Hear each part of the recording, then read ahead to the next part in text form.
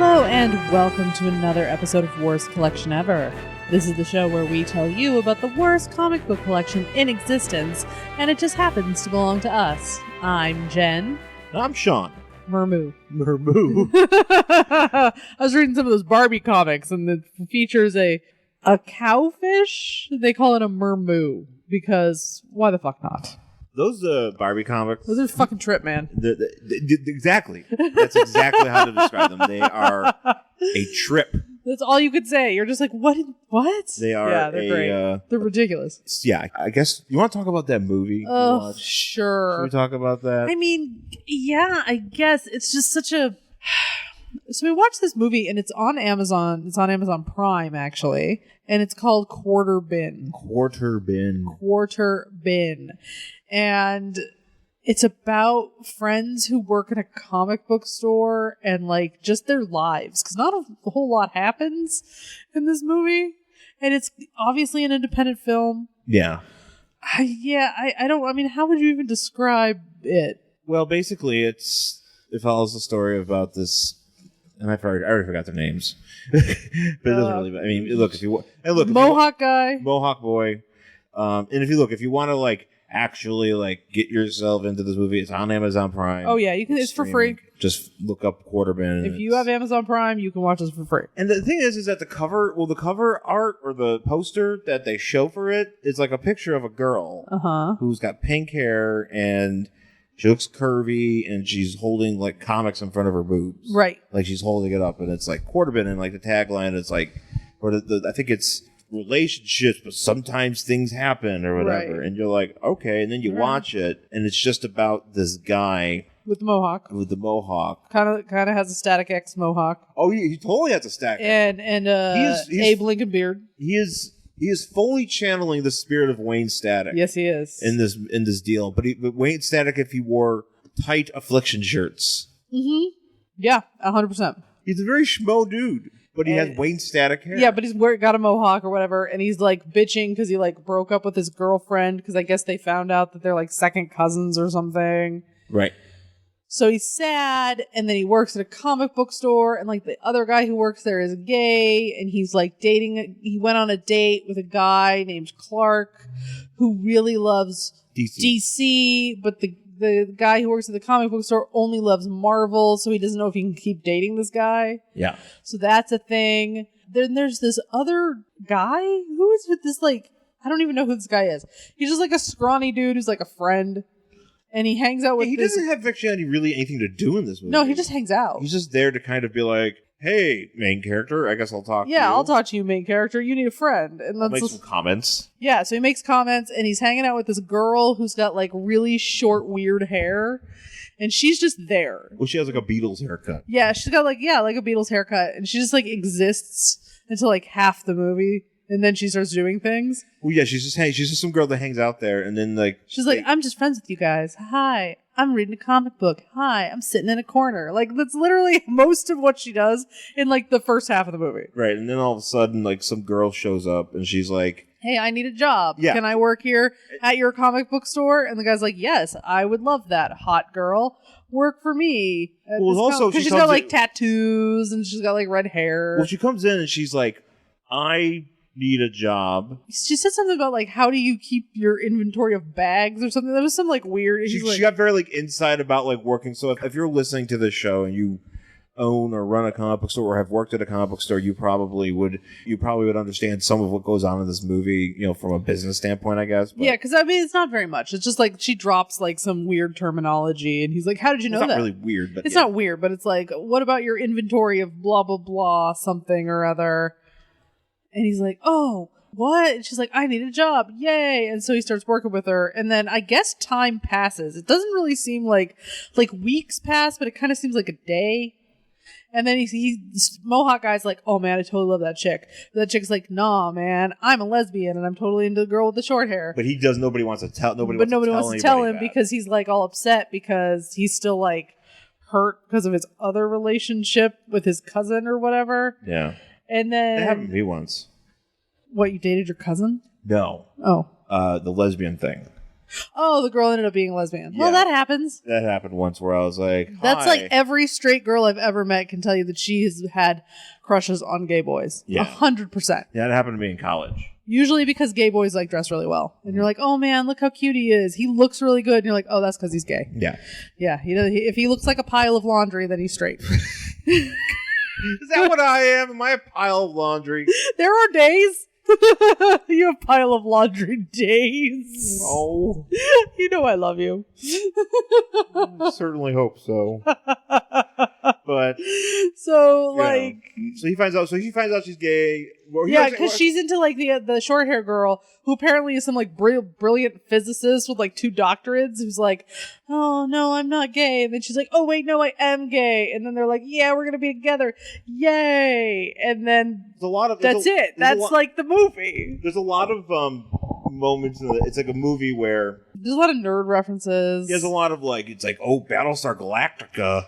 They make jokes. Yeah, the gay guy that is really into Marvel. He's got dogs named Stan and the Lead. Yeah, oh, and he can't date that one guy, but he starts dating another guy because he's just like, I can't date a guy who's into DC.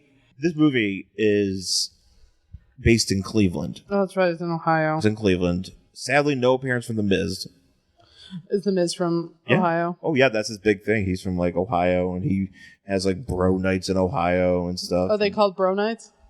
That's what I'm the calling Mrs. Bro nights? We have one of those things where are they called Mo nights? Because he likes Mo nights? Because he likes to put the Miz or an M in front of everything, like the Miztourage. He does, yeah. So they'd have Mizites. They'd have to be Mizbo nights. Mizbo nights. Gross. I would, actually, that would be great if somebody called the Miz a Mizbo. They're trying to call him a bimbo. They didn't want to call him a male bimbo. They call him he's a Mizbo. Mizbo. Him and all of his little Miztourage friends are Mizbos. Mizbos.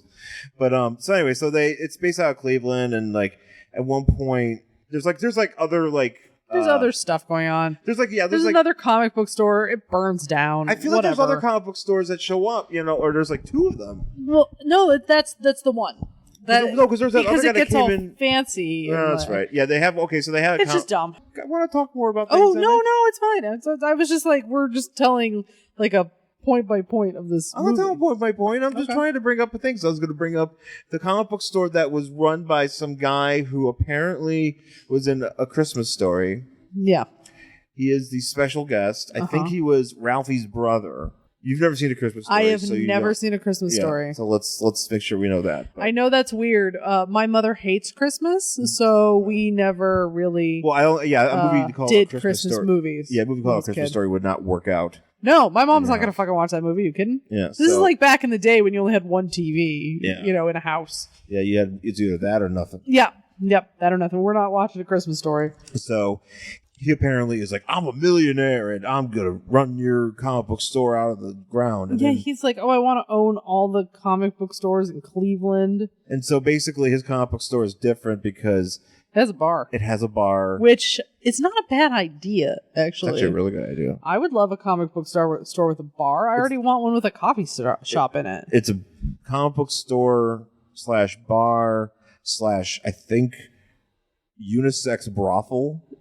Yeah, I think that's right. You see one scene of that, and then next thing you know, they're like, hey, that place is on fire. It's like, can we see it on fire? No, we can't. No. That's the thing. And then they'll be like, oh, man, let me tell you what happened. I went on a date, like that one guy with the mohawk. He comes in to where his friends are all hanging out.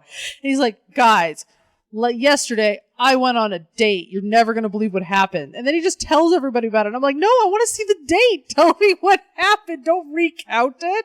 They couldn't afford it. Well, they couldn't afford the date, apparently. Yeah. They could just afford whoever's basement they were in. Right. Because, it is you can tell it's an independent film. Yeah, there's only so many locations they can use. Yeah. So, and I get it. But, man, you could have just set up a table somewhere. At least, like, your film. The film I made, like, I actually had, like, locations. Yeah. Which is pretty remarkable considering I was a broke-ass grad student. You had a VFW. I did. You did? Yeah, I shouldn't have did that. Why? I don't know. Those guys weren't very pleasant to me. They're VFW guys. Of course, they're not very pleasant. They're like old, cranky men. Yeah, I should have known that. And also, I was gonna say, you're from Buffalo. You of all people should have known that. And it was in Everett too, so you know. Oh yeah. You know, you're pretty much Everett's just pretty much just Bates. It's like the burial ground of cranky. Yeah, there's a lot of really old, cranky. There's a lot of cranky old in the Boston water. dudes. Old New England guys up that way. Oh yeah. Yeah. So he So anyway, so there's that. Trying to think if there's another part where it's like some guy comes in. Some dweeby guy comes in and he's like, I'm going to sell you all of these Death of Superman comics. And he's like, right. He's got like 50 issues of it. He's got 50 copies of like Superman 75 and he's like, dancing? Very much like, he's like dancing. He's like, I'm going to buy a Camaro. And he's doing like a fucking Ace Ventura dance. Yeah, it's pretty weird. And it's weird. And the guy that's working there, he's like, yeah, this isn't worth anything. And he's like, how dare you? I'm going to take my thing to another store. And the other guy's like, good luck. Good luck. And he's like, I'm Ace Ventura. And he dances away. And it's, there's that. And then, just a lot of... that's basically it. Yeah, I think that's it. That's really about it. There's not a lot that happens in this movie. That guy Mohawk guy tries to get back with his cousin. Well, he tries to get back, before he tries to get back with his cousin. It just ends kind of like in an Inception way where she's just like, she looks at the camera and opens her mouth and it's over. So you're just like, is she going to say yes? Well, does Leonardo's top fall? I don't know. We're never going to know. Actually, what would be great if it was just cut to a top falling. You're like, well, what does that mean? I was like, wait a minute, are these two movies connected? I didn't know. This is actually the sequel to Inception. Oh, nice. Okay. Yeah. Well, Christopher Nolan, he's probably like, I could. He's just like, I'm going to go to Ohio and like film a movie in a comic book store. Can I get Wayne Static Jr.? He's like, I spent all that money trying to get that semi to flip over. He's like, I just want to do something low budget. Like really low budget. Like super low, like $25 like 2 rooms. 2 rooms and like people doing it for free. I want local actors. I want Ralphie's brother from a Christmas Story. Only because he owes me a favor. Because he owes me a favor. And I'll spring for pizza. I'll get pizza. And he went, nah, no pizza. You know what? No. I can't afford. We can't do that. We can't. It's not in the budget. Well, I do want to point out shitty pizza's not in the budget. There was the one part, and you've skipped this. So Mohawk Boy breaks up with his girlfriend, and then immediately that girl starts dating a guy who I think is just got out of prison. Oh, that's right. I don't think he actually got out of prison. He just looks like he got out of prison. I want to believe that he literally got out of prison and was like, date now. And then he wanted... Well, the story is that she's dating him because his ex-girlfriend's friend wanted to date some other guy that was friends with this prison guy. Mm-hmm. So this prison guy, like, at one point, comes in the store to talk to, one of the coworkers there. And That's right, because he's like, oh, I dated this geek chick, and I just really need, like, stuff to talk to her about. He's like, we're comics. And he's like, well, there's Spider-Man. He's like, nah. Yeah, nah, man. No. I've seen movies. I don't like it. And she's like, I don't read. He's like, I don't do much reading. He's like, what about graphic novels? Like, I said no reading, And then she's like, and then they're like, well, here's an indie comic that let us pay for the right, that is letting us promote them in this movie. It's called King Arthur versus Zombies. He's like, oh. No, it's King Arthur versus Vampires. Oh, King Arthur versus Vampires. Which, not gonna lie, that sounds fun. I'm into that. I'll read that. I'll watch it. I'll read that. Yeah. And maybe I should look that up. Yeah. Maybe I can still buy it. So that's pretty much what Quarterbin is. It's a thing. It's a thing. It was a curiosity of something. I had to check it out. Yeah. And so I guess we did, and now you know about it. So yep. Let's take our break. We'll come back. We'll talk about our book for the week. My name is Raven, professional wrestling superstar, raconteur extraordinaire, and master of the lambada, the forbidden dance. Come join me and my sidekick Busby for a live podcast of The Raven Effect. Yes, sirree. The Raven Effect, my podcast with Busby. That's live on Thursday, October 5th at 9:30 as part of the LA Podcast Festival Preview Night at the Hollywood Improv. Come join us for this most momentous occasion. Tickets are just $15. That's it? I think we should charge more. Anyway, they're available at hollywood.improv.com. hollywood.improv.com. Again, it's the Raven Effect live. Easy for you to say. At the Hollywood Improv on Thursday, October 5th at 9:30 p.m. Go to hollywood.improv.com for tickets and a free cookie. What, there's no free cookie? Oh, well, quote the Raven, nevermore. All right, we're back here on Worst Collection Ever with our book for this week. It is X Factor, number 30 from July 1988. It is from the time when the original X-Men were the X Factor team. Mm-hmm. And it is a Louise Simonson, I think Walt Simonson too did this. Yeah, Louise and Walt Simonson penned and drawn book. So it's got a very distinct style. Very distinct style. And I don't know. I kind of like Walt Simonson's art. You know, I'm familiar with it. Yeah, I didn't have any problem with the art in this book. He's got a very distinct style, and I always kind of appreciate seeing it. So good on him. And so basically the cover, so you have like a big demon face. Mm-hmm. Big demon face with it's a monster face. Big demon monster mouth. So many teeth. So many teeth. Oh my gosh, all this. Basically, this whole cover is pretty much, I would say, 75% teeth. 75% teeth. And it's like this, obviously, it's a cop monster, because you can see he's got the... Cop monster. Yeah, well, he's got a badge. I know. And he's got a hat on that says Mutant Police, and he's got like all this crazy hair, and he's just like, and there's all these teeth. And he has Iceman and Beast as earrings. I just kind of noticed that. It's like, oh, they're actually like earrings. Yeah, I'm not sure why, but I guess they were just like, well, we got to get them on here somewhere. Well, it's more of like because you know they contend with this mutant cop in this book, and well, yeah, but they don't. He's not trying to make them earrings. No, that'd be funny though. If he's like, I must have earrings. I must turn you into something I could sell on the Coney Island boardwalk. But we also have to say that this is Beast, but this is after he was touched by pestilence. So okay, yeah. So he doesn't have fur and he's dumb. Yeah, he's getting dumber because the more he uses, he's super strong, but he gets dumber. Yeah, you know, he's not a blue beast, right? However, his choice of costume this time. Oh, it's really bad. He's got like last week. So last week we talked about the guy that was just like the Cleveland Browns. This is what Beast is. Beast is actually dressed like the 1980s San Diego Padres with his brown and yellow cross, and it just looks. It just doesn't look right. No. You know, so I don't know. I don't care for it much. But, no. You know, but he doesn't have any boots or gloves. No, he's no shoes. Because he has the biggest feet and the biggest hands. Sure. And then and then Iceman. Iceman's actually wearing his Asgardian belt, which apparently helps keep his ice powers in check. Because I think something happened at some point, and I know there's a reason behind it, but something happened at some point where his ice powers became very, became out of control or something, and the Asgardians created some sort of belt, which looks like basically like a WWE like Intercontinental title. I actually had to ask Sean, I'm like, what's with this belt? Why is he cosplaying as a wrestler? He won the Battle Royal. Yeah, he sure did. Yeah, and then at the very top corner we have... Well, I mean, he went up against The Miz. He took the Intercontinental... The Miz versus Iceman. That sounds like a game. I'd watch that. I could probably make that in a new game this year. You probably could. Maybe I should. And then in the very corner we have, they're in a little box. It's some chick. Infectia. Yeah. This is the girl that we're talking about here, because she is the first person we see when we go on the page here, because the story's called Kiss of Death. And she is looking through a telescope at what we find out later is a boat full of X-Men. But she is thinking about kissing Iceman, because if she kisses him, he will love her and he will give her the boat. Well, actually, it's ship. I'm sorry, ship. Excuse me, ship. It's got a name. I don't want to offend the ship.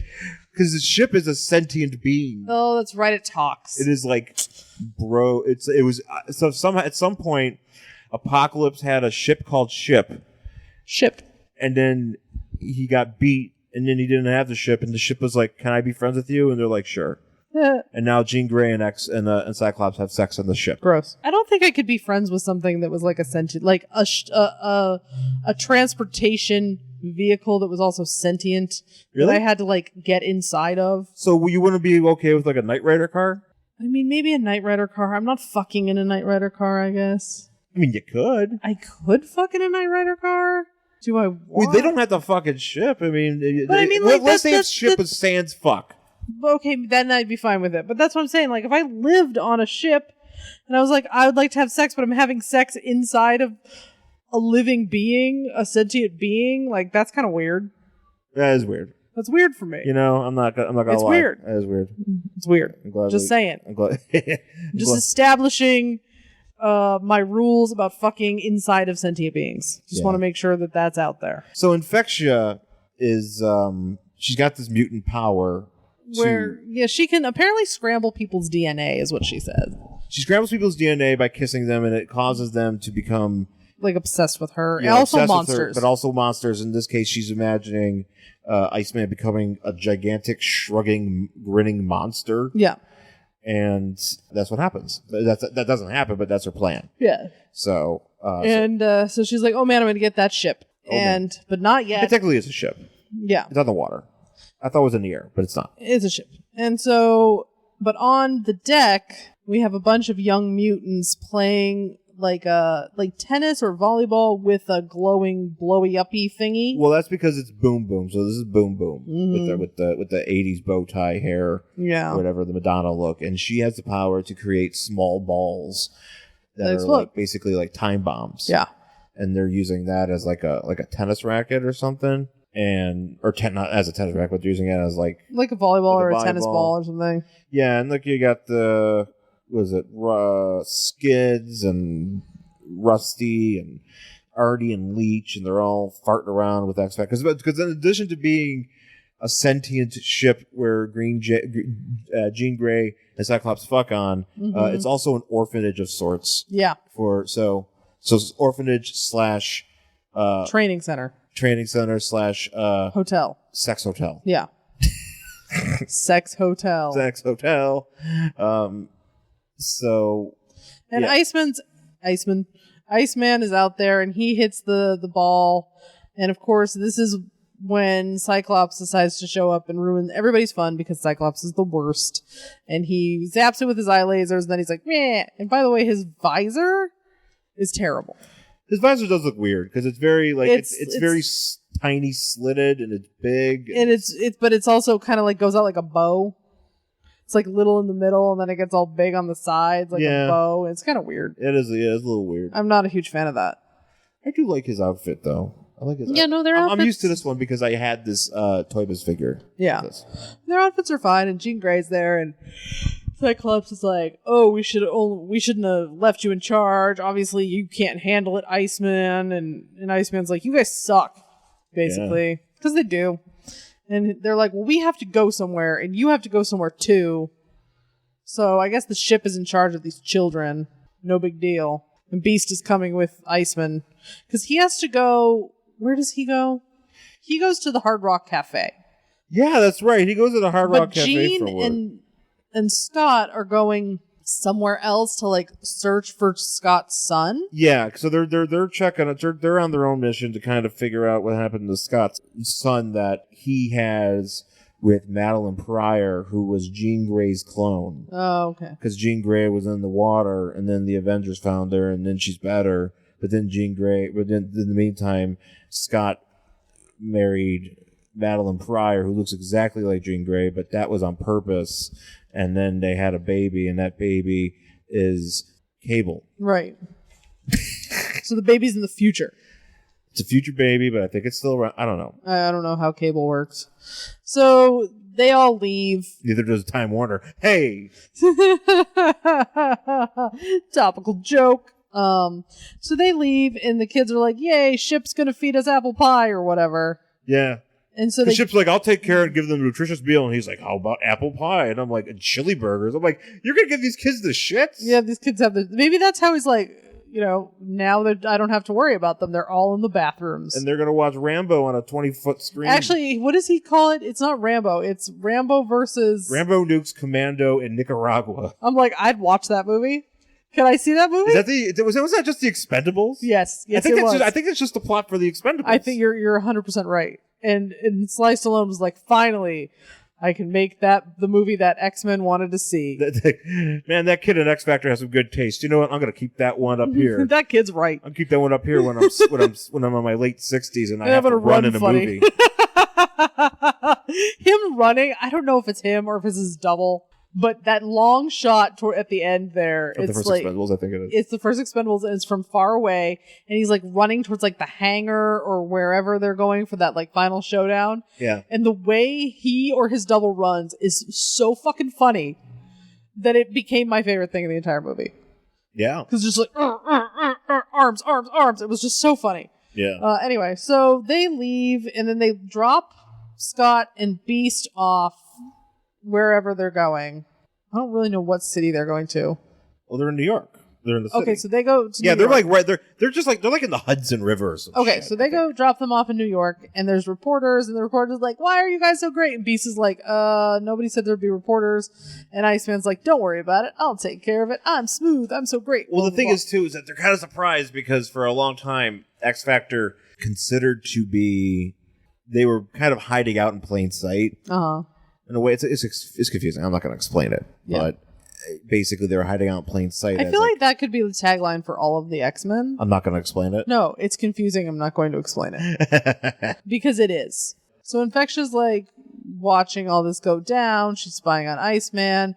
I'm assuming this is the Hard Rock Cafe. Yeah, she's at Hard Rock Cafe, and also she wants to kiss Iceman too because she wants to see what happens if she scrambles DNA that's already been scrambled because of the mutation that mutants have. So everybody's like, Iceman, you're great. Like they're like at this like diner thing. Well, there's like basically they're just at like a random like it's at a Hard Rock Cafe that nobody's at except for a bunch of women with 80s haircuts and giant shoulder pads talking to Iceman while the Beast just sits at a table. Yeah.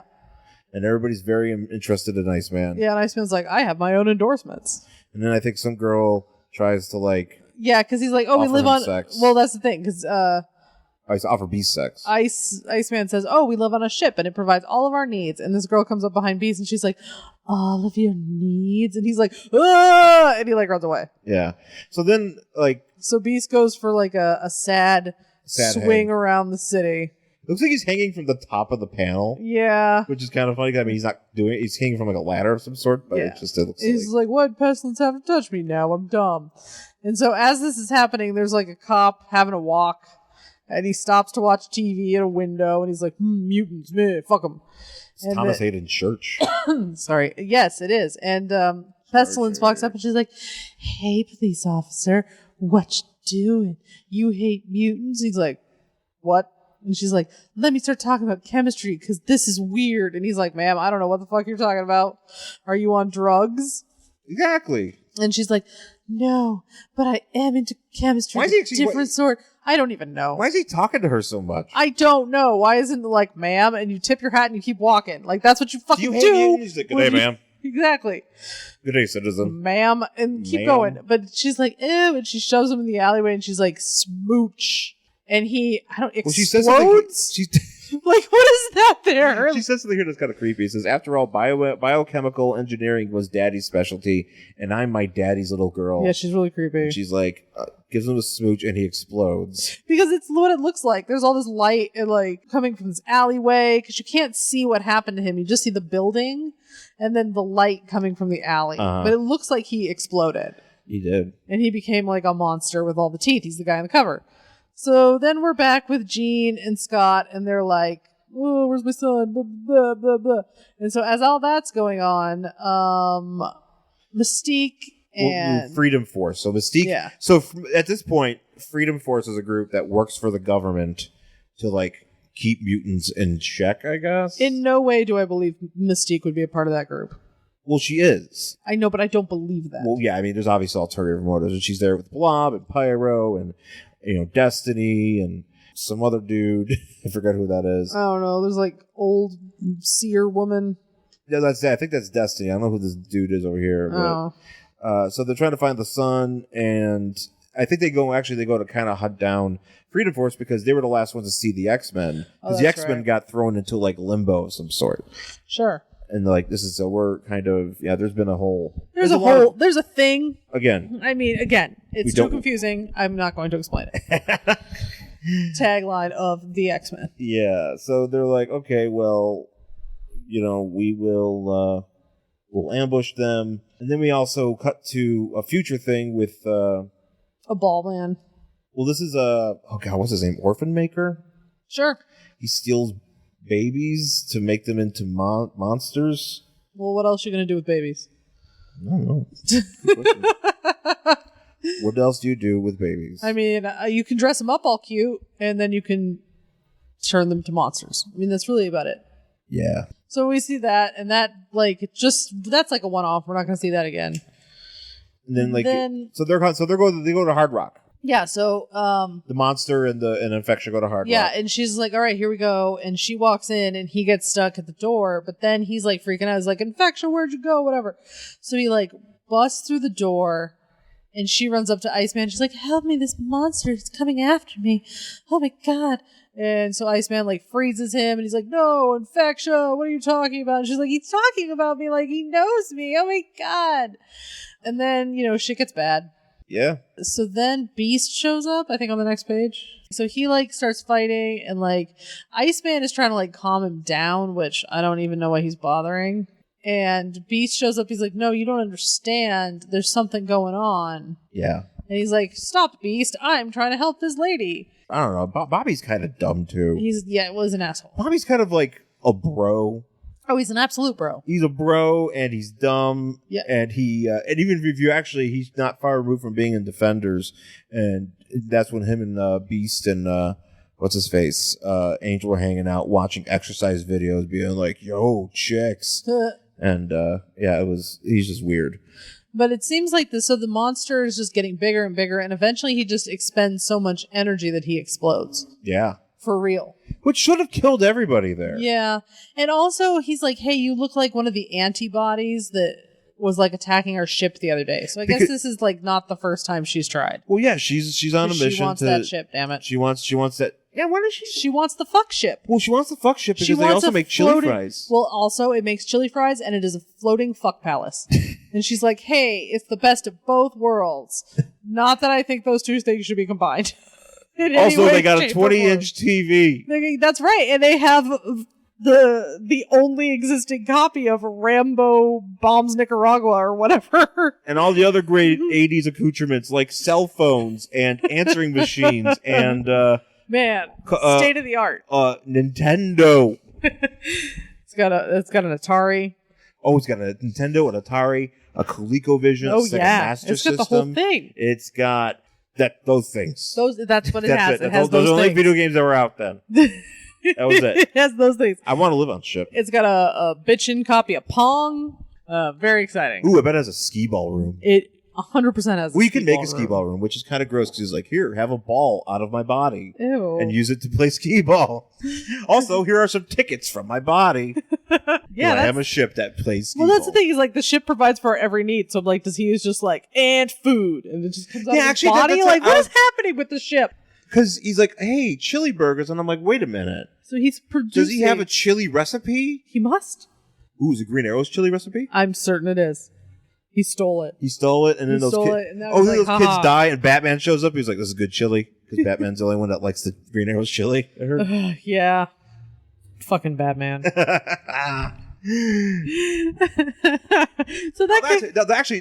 speaking to that point, well, maybe we'll talk about this maybe we'll get this in the next episode. But the Amalgam universe is coming back. It sure is. And if there's a crossover that needs to happen, it's Green Arrow's chili needs to show up in an X-Men comic. Sure, I can. Why? 1988. Why not? Let's do retro ones and just put that. Be like, hey, this was Green Arrow's chili, and now everybody's dead. Well, let's go kill Green Arrow. But Batman's like, no, I like that chili. I will fight you. So this basically just takes place at a chili cook-off.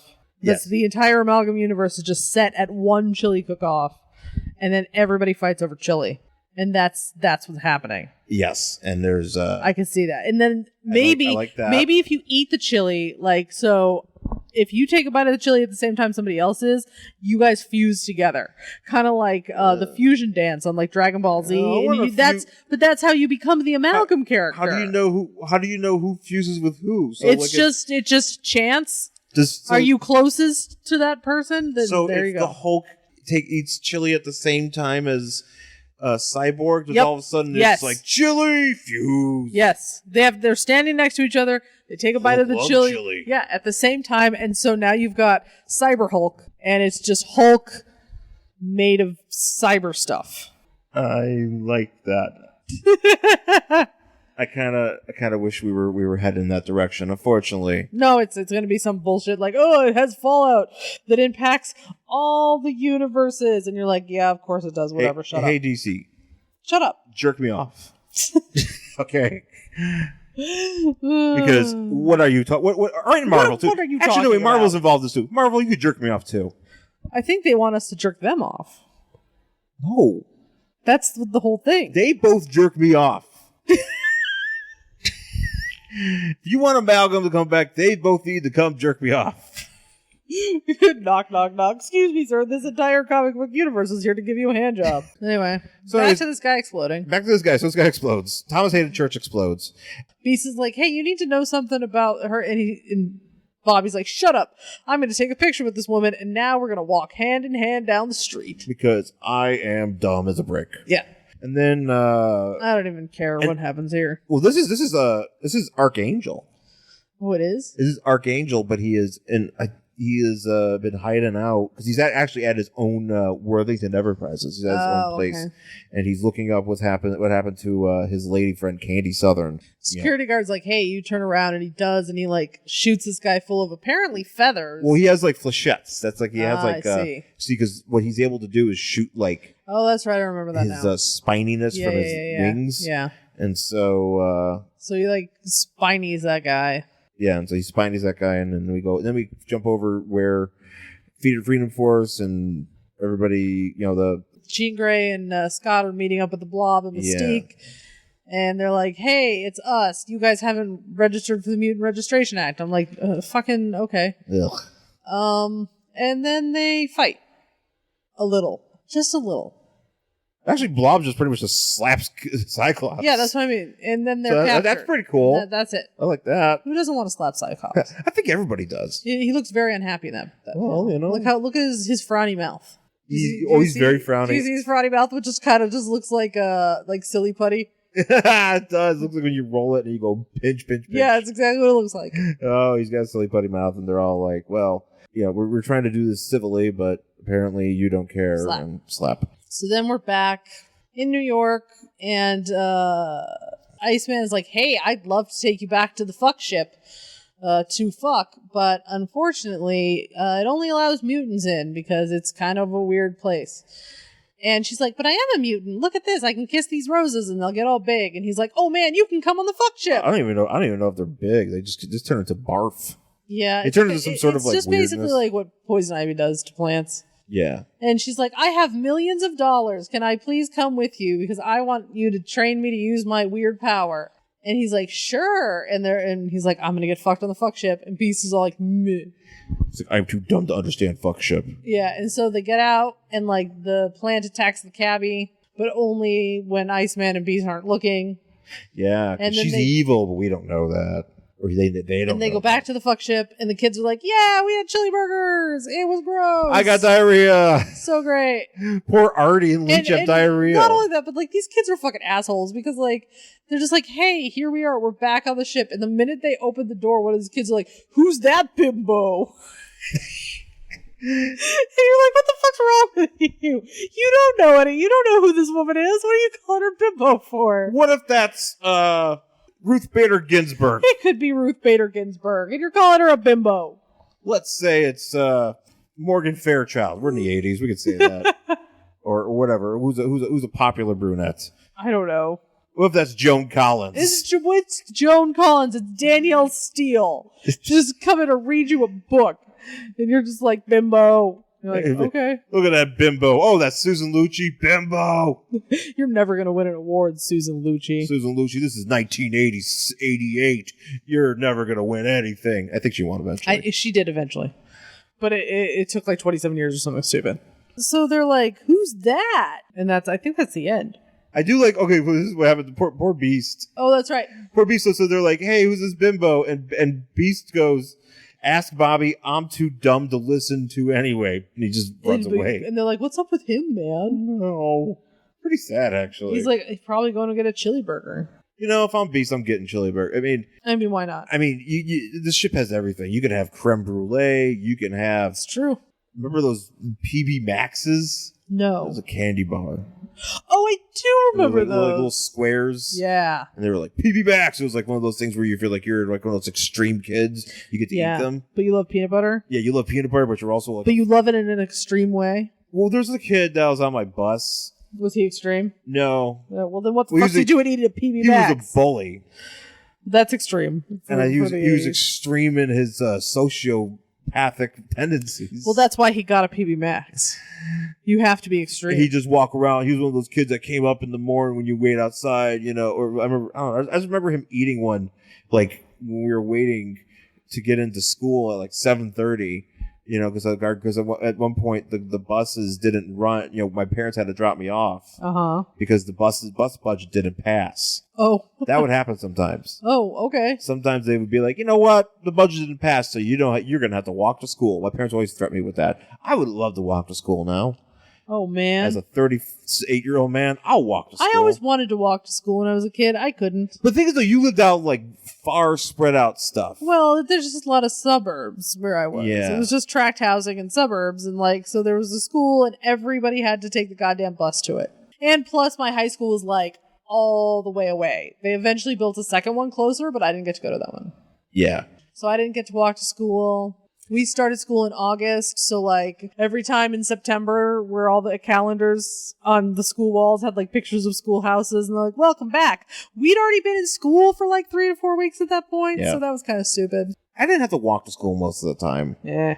But my parents always threatened that with me. And then the one point, because this is when I was going to school in Sloan. You know, it was grade school or middle school or whatever for me. That's where I remember PB Max from. I remember things. That is good. This show is like my therapy. Yeah, this shows a lot of things. Is it good? That might not be one of them. No, that's definitely not one of them. So Iceman introduces everybody to Infectia, which that's a bad name to have. mean, why would you, wouldn't you already be on guard? The woman's name is Infectia. You just call her AIDS lady. I mean, you just be like Herpes McGee. Here's my friend Pestilence. Yeah. No. Obviously a bad guy.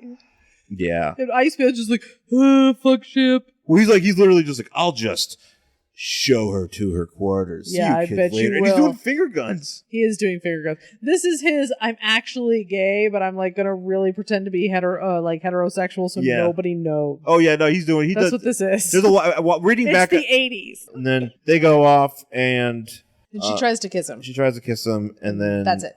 In 30 days, don't miss. Kiss off. And that is it for X Factor number 30 from July 1988. Mm-hmm. So that's it for the book. Would you read the next issue of this? Nope. Do you have any care about whether or not she gets mutated into something or mutates him into something? And nope. She gives him fuckship or gives her fuckship? I mean, really, the only thing I care about is the fuckship, but... yeah, sounds right. That's on brand for you. Yeah, it really is. And other than that, no, don't care. Fair enough. You know... X Factor's always hit or miss with me, even with the different teams. Yeah. I don't... And actually, any X book. Most X books are hard for me to commit to. Yeah. Although it's weird because I love Beast. Yeah. Like, I'm down with Beast. But I like him when he's not with the X-Men. You know, when he's hanging out with the Avengers or the Defenders or he's, Marvel Team Up or whatever, this, that, or other thing. I'm like, I just don't care much for him when he's actually doing X-Men stuff, because the X-Men stuff, you nailed it. It's too confusing. Yeah. I'm not going to explain it. Yeah. That's the problem with the X-Men. That's how I always feel anytime I read an X-Men book. You're just like, you know what? There's so much shit that happened that unless you've been following it for decades, literally none of it will make sense. And so I'm sure I could look up a Wikipedia. Well, that's true. You could do that. But I don't care. Or another great resource, and I highly recommend this podcast, is called Jay and Miles Explain the X-Men. Yeah.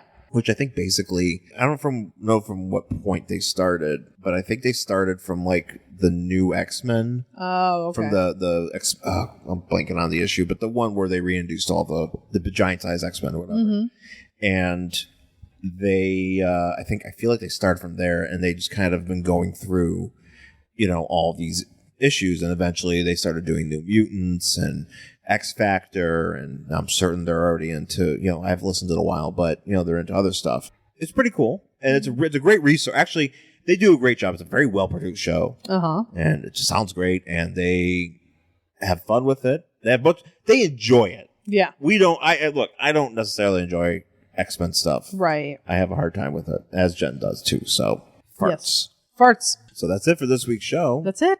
Thanks for listening. You can find myself on Twitter and Instagram at Angry Hero Sean. If you're in LA tonight, if you listen to this, when it downloads, and if you're in Los Angeles tonight and you want to come check out the LA Podcast Festival preview night, you can do so at the Hollywood Improv. It's hollywood.improv.com for tickets. You can pick up tickets for each individual show. Rob has a podcast with Rob Sesternino from Survivor at 8 o'clock in the main room. We have Time Suck with Dan Cummins at 7:30 in the lab, and then at 9:30 in the lab, it's The Raven Effect with ECW wrestler Raven, and at 10:15 in the main room, it is Who Weekly. So you can check all those out at hollywood.improv.com, and that would be dope. Yeah, and I'm at Jen Stansfield on Twitter and Instagram, jenstansfield.tumblr.com, and jenstansfield.wordpress.com. Send us an email, worstcollectionever@gmail.com. Find us on Facebook, Worst Collection Ever. That's about it. Yeah. Thanks for listening, folks, and we'll talk to you again soon. Bye.